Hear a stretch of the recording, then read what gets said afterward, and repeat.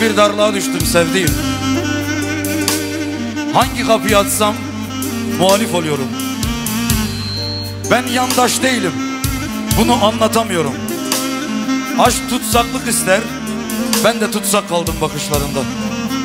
Hem halkların kardeşliği de kalmadı. İşe yaramadı bizim barışa olan sevdamız. Solumuzda atan kalbimizi heba mı edelim yar? Yapma. Yeterince faili meçhul vermedik mi bizler bu coğrafyada?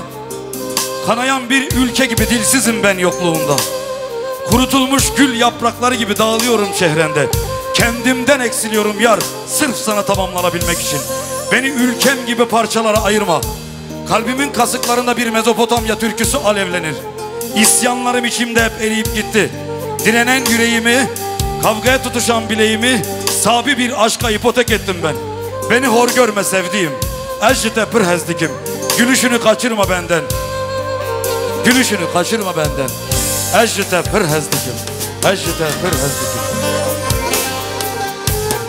Davara vara jana adlımı, davara vara eşa adlımı, davara vara jana adlımı, davara vara jana adlımı,